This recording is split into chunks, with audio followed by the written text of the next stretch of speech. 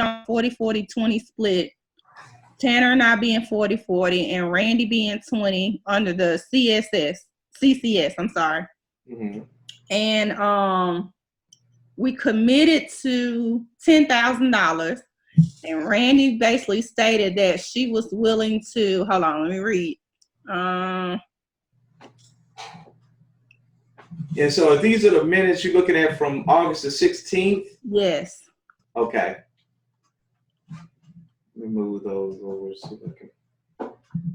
So last night, let me address the compensation part. We agreed to pay Randy $50 per hour as her rate. So that's under section 7, part A, because there was no rate there, because we tabled it and we met last night. We decided on $50 per hour. 50? Yes. Per hour. So she's going to make, that's her rate. Right. Which are on the new minutes that I have to post tonight. She agreed to allow 20% of CCS's compensation rate from her pay per visit to go toward capital contribution of her $1,800 that's due in the 12-month period, with the deadline being July 2020, which is part B on the minutes. Okay. So total, her contribution should be $2,000, and basically, at the end of that 12-month period, if she hasn't met her obligation, then she would just be responsible for paying for CCS's $1,800, the $1,800 total. Okay, now here's a question. Okay. Is this optional? Does she get to make an option? Say you call her out tomorrow, she does 5 hours, and and it was $200. Mm-hmm. Let's just say something came up. She needed the cash. Right. Okay, does she have an option to go ahead and take the 20%, per this agreement, or do she have the option to say, okay, I can't do it on this one because I needed the cash, and I can do it on the next one, or she can choose which ones to go to the 18, because ultimately at the end she's gonna have to pay whatever the difference. Yeah. So right. So my answer to that question would be like, I think it should be an option, and I think I think we all agreed as members in the beginning for our parts of our money to go back anyway, is what we all said from the very beginning when we had the conversation with you. So yes, I think it should be an option, because if she needs her money, she needs her money. But I think that we kind of all agreed to do one versus the other. So I guess that's something we need to detail out. Yeah, because I'm just saying though, because we write in a legal document, right? So right. if we say that that's how it's going to go, it's just like you're going to do payroll, you're going to deduct 20%, put it to her capital contribution. And I'll show you how to do that when you get to that point in QuickBooks. That's done. If you write it that way, but like I said, then if she comes up and say, hey, I need the money on this case, then technically she is legally obligated to that 20%. So technically from an accounting standpoint, the 20% she didn't pay is now like a loan the company has given her. You see, so I'm talking from both a legal and accounting now. Okay. So, you know what I mean? Yeah. So if you word it to say optional, then you don't have that accounting task. If you word it to say, hey, okay, it's 20%, when you get ready to do the payroll and she made $200, but she kept it, then now you're gonna need to calculate that 20%. And now you're gonna have to go over and set up an account receivable from her for a loan for Ms. Howard, and then you start adding that 20%. So now she keeps her $200, but now you got to take that 20% and calculate whatever that is, whatever's 10, 20, whatever that amount is, and then now you got to keep that on the chart of accounts. So so let's just say this. Let me just show this to you to a QuickBooks standpoint. Let me go. Okay. Let me see here. So, oh guys, come on. I got 4 screens here. There we go. So I'm gonna go to your chart of accounts right now. So say for instance in the scenario, you say, okay, guess what? She kept the money. So now you would say, this would be, what's this loan receivable? Now she becomes a debtor, loan receivable. You would have to set this up and start tracking that. So you'll take that money that's deposited in the bank account, you pay her the $200 out, then you would have to go ahead and start doing manual entries for, Randy's loan, Howard, or a loan to the company for her loan. Does that make sense? Okay. You probably gonna have to bag up. Tanner just joined us. Okay. So Tanner, how you doing, sir?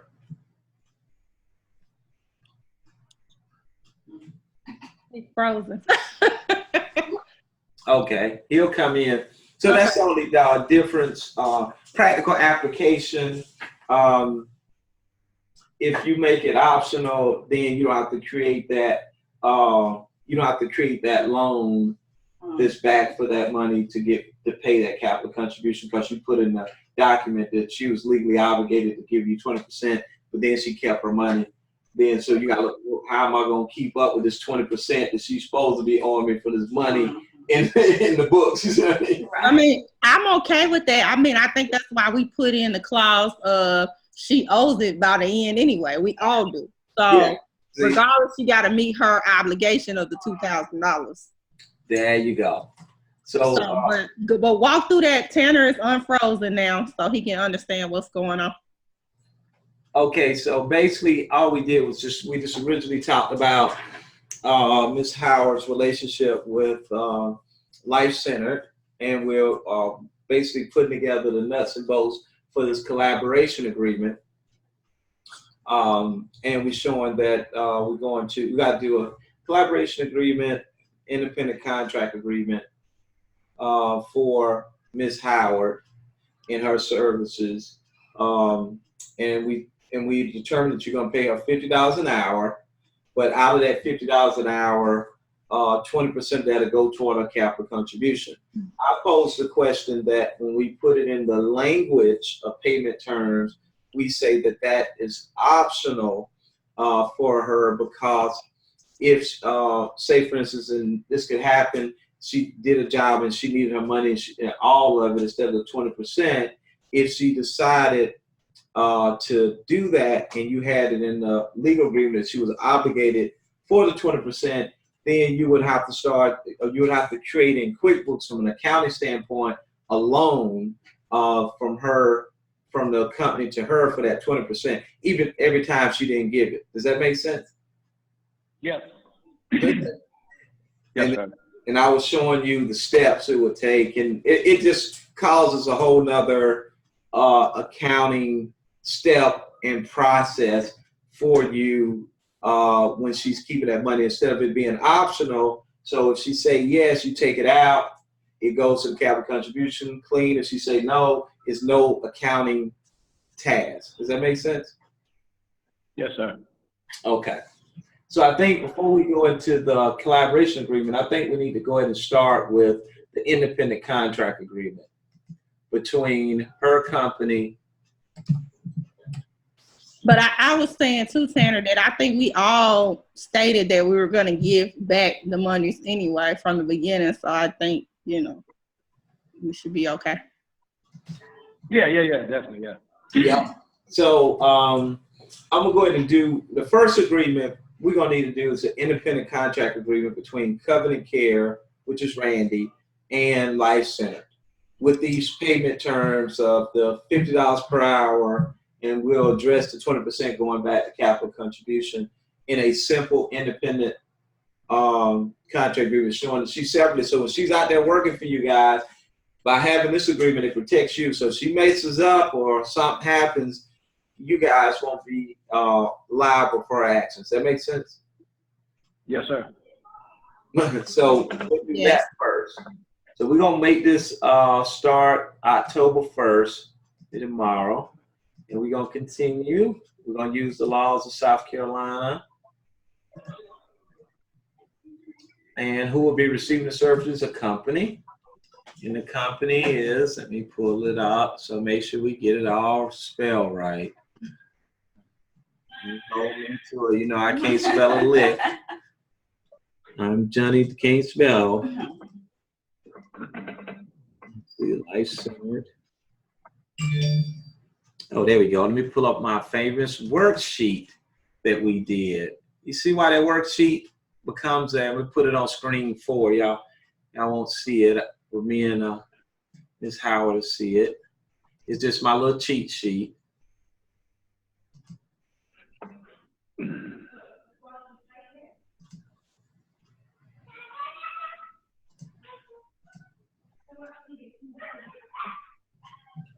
Okay, so company name.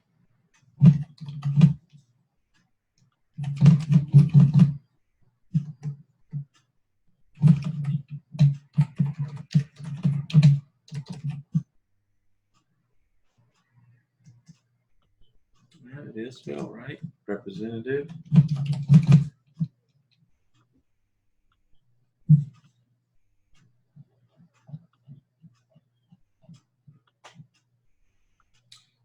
And for all legal documents, I'm always going to use Tanner because he's going to be the general manager, correct?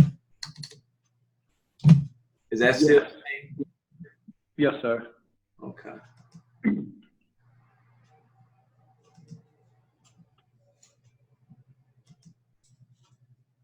And the address for the company is going to be the 522 Old.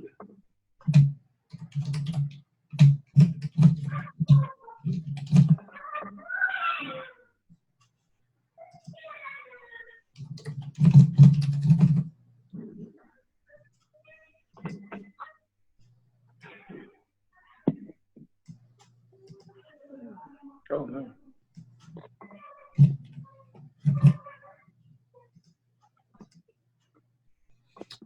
Will provide the services. It's going to be a company. Covenant Care. So now.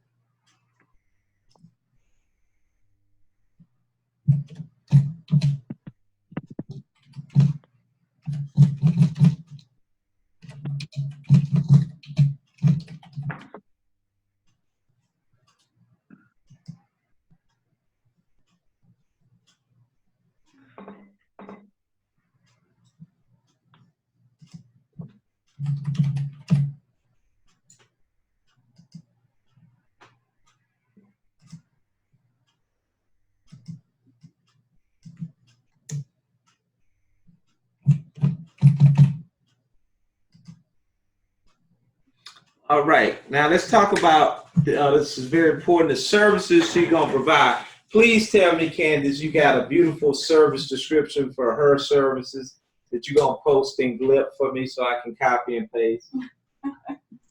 I don't, but I can have one for you. Oh, come on. All those minutes and y'all didn't talk about specifically what you are going to be asking her to do. I mean, we did. We know that she's going to be doing physical therapy evaluations. I need it detailed. They'll see physical therapy. We say physical therapy evaluation. And Randy can tell you more stuff than I can. Does that cover the gamut? Is that wheelchair evaluations? And yeah. Okay. Okay, so all physical therapy. And also, she's going to be doing program development. Program development. So we need to look up on the physical therapist the details behind that. Okay. Verbiage. Let's see, hold on. let's do this. Let's do a Google search for job description. Let's see, we want. You spelled it wrong. I did. Oh, I did. You know that's coming, physical therapist. You want to say duties? You want to say evaluations? Let's see.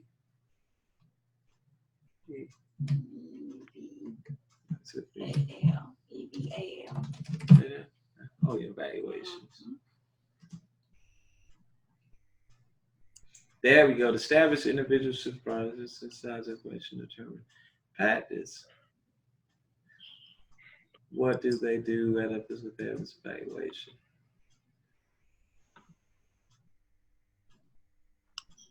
Okay, so I like that. So we're gonna take this.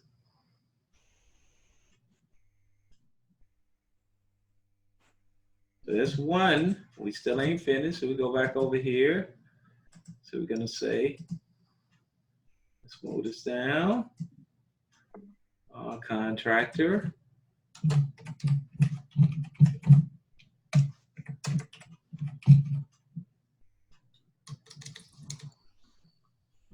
License. We can go ahead and say she's gonna be doing physical therapy treatments as well. Candy, you see how she's trying to get out of there, right? I saw that. I wasn't gonna say anything. I was gonna let it go. No, we ain't gonna let it go. Yeah. We're gonna put that down and bind her to that.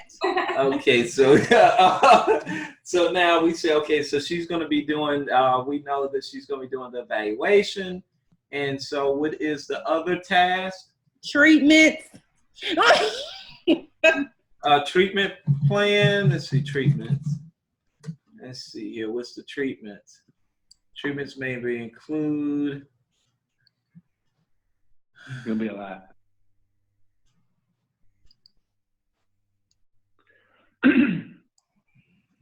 The wheelchair evals, did they put that in? I'm assuming she meant that that's all encompassed in her evaluation. Yeah. Oh, okay. Gotcha. So we're gonna say is you.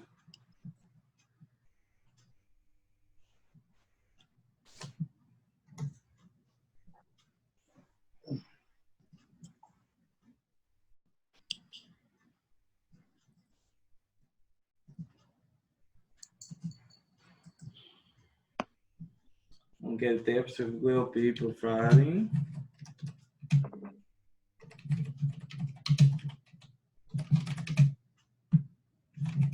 treatment plans.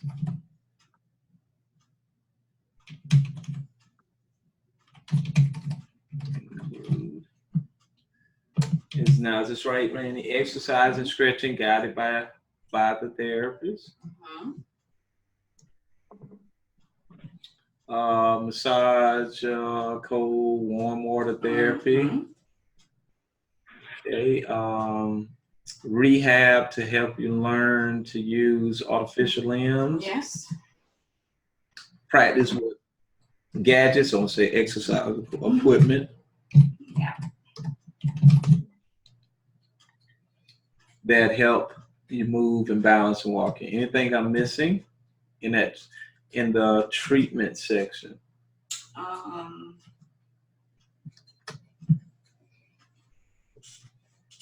You say modalities? Let's got massage, heat, cold. That's what I'm looking. If we include, because it has ultrasound but no e-stim. I think you should just say modalities. Yeah. That'll kind And that will cover the gamut. And you could add in your dry needling and all the things you're certified in. Yeah. Okay, modality. Is this how it's spelled? Yes. Mm-hmm. So we'll just say up here, we'll go in here and say treatment and modality plan, treatment plans and modality.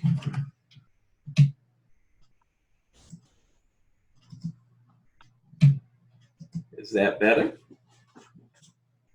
We'll provide patient treatment plans and modalities that include, yes. But let's say that include but are not limited to. Oh, that include but not limited to. That's correct. We need to add documentation in there too. Oh, goodness. So, yes, she will provide documentation. So we say Supervisory visits.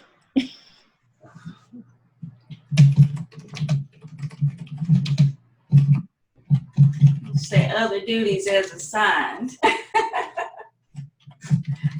That's what they do at the hospital.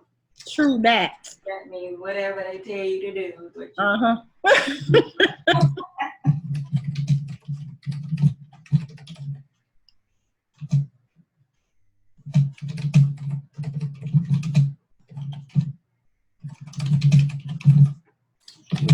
that does it for you? Supervisory visits with physical therapy assistance. Oh my goodness. Y'all really trying to work my Miss Howard. What's all up here? What's she going?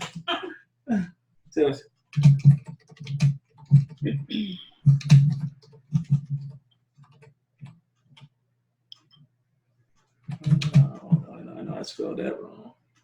Supervisory visits and with what? Supervisory Physical therapy assistance or PTAs. I guess if you want to get technical, physical therapy assistance. the physical therapy assistant. critical. Physical. Oh, is it not critical? Okay. No. Oh, okay. No critical. Sorry.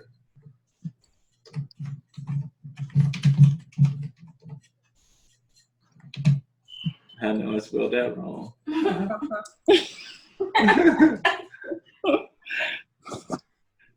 What happened here? Oh. You need my typing skills, Eric. Yes. Okay, there we go. Man, let's see. Physical therapy. What would we say? Physical therapy. Supervisory. We'll provide supervisory visits and physical therapy. No, 4. Oh, 4. Physical therapy assistant.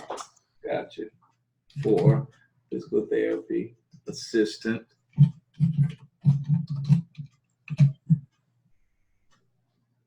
What happened here? Golly.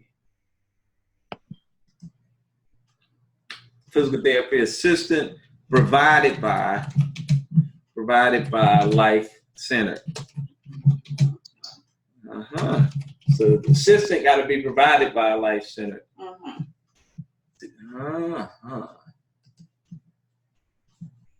So Covenant, we ain't providing no physical therapy assistant for you too. You're gonna have to do something in this process.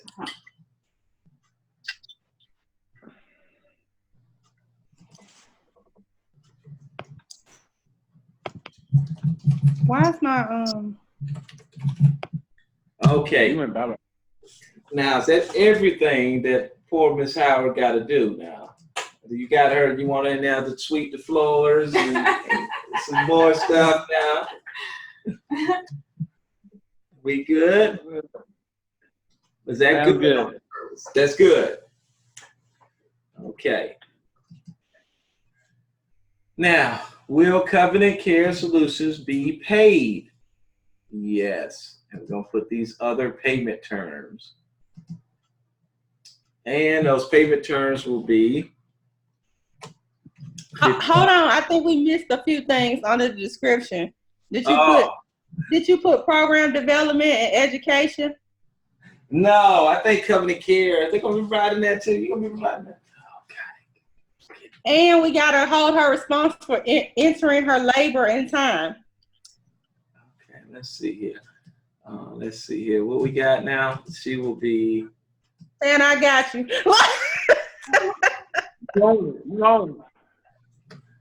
You want it? She's gonna be providing. I gotta talk to you later. You're gonna be providing program development.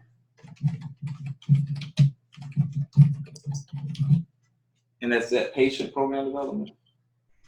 That'll be clinical programs.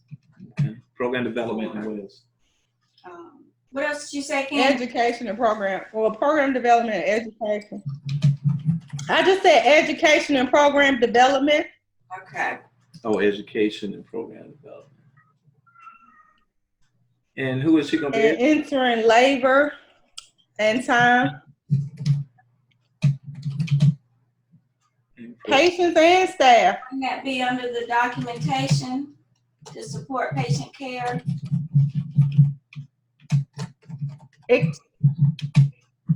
Yeah, we could cover it under that, but if you're going to be doing a specific program development, like your fall programs and stuff, I want to make sure we got it in there. Okay. Well, you were talking about entering the labor and time. I was saying, wouldn't that be included under the documentation to support patient care? Or you have to list it separately?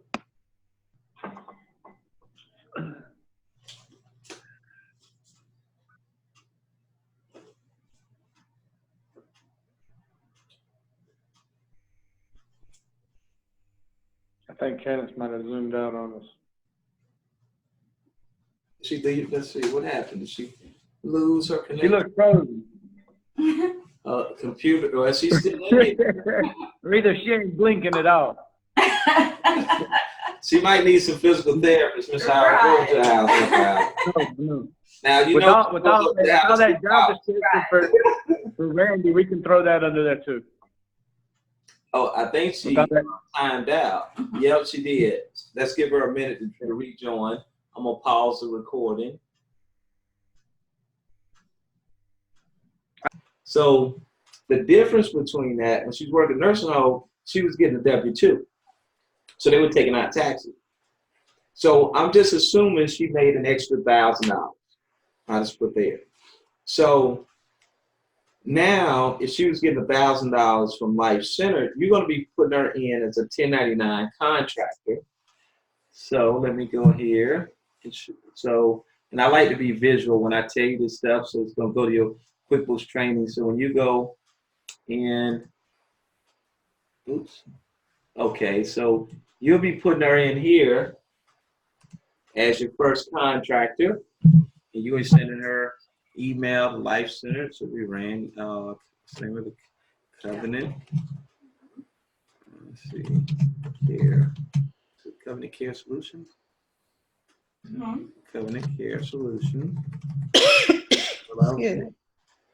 And let's see, what was your email, Randy? Did we?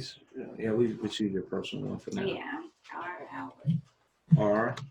Howard. 483. @gmail.com. So you're gonna get an email from you'll get an email from now Life Centered to complete your personal details for you, and you'll put in the EIN number and all that good stuff. Now, when we set up your QuickBooks, we're gonna need to go ahead and set up your email for the business because you can't use the same email with this. Is kind of quirky. So now when you pay her, you're gonna be paying her 1099. So for that same $1,000 worth of work, we'll just say equal to those hours, we'll say that all equal, you'll just pay her $1,000. Now she'll be responsible now for 150 of that roundabout in taxes for that. Now she has two options. She can actually go in and she can have the checks made out in this agreement. She can have the checks made out to Covenant Care. And that same $1,000 will go into Covenant Care. Now, once she got in her QuickBooks, she could actually do her own payroll. You could actually do your own payroll and pay your Covenant Care pay me and take out the taxes, which is going to give you back in the same place, but you're going to lose maybe 7-8% because you got to pay your employer side of the taxes. Because now you're an employer, not an employee. You're an employee now and employer, so you're paying from both sides. Does that make sense? So from a tax point, you have to make that choice. It's very important. They're gonna put it. They're paying in this contract we're doing Covenant Care. So Candace ain't gonna care if she get ready to go and do your payment. She's gonna come in here and she's gonna cut you a check for them hours. She's gonna calculate that, and it's gonna be one straight check with no taxes on it. Does that make sense? Yeah. Now for her and Tanner, they're gonna do that. They'll probably do a payroll, and so when they get their little money, tax already gonna be out of it. It's gonna be like another W-2.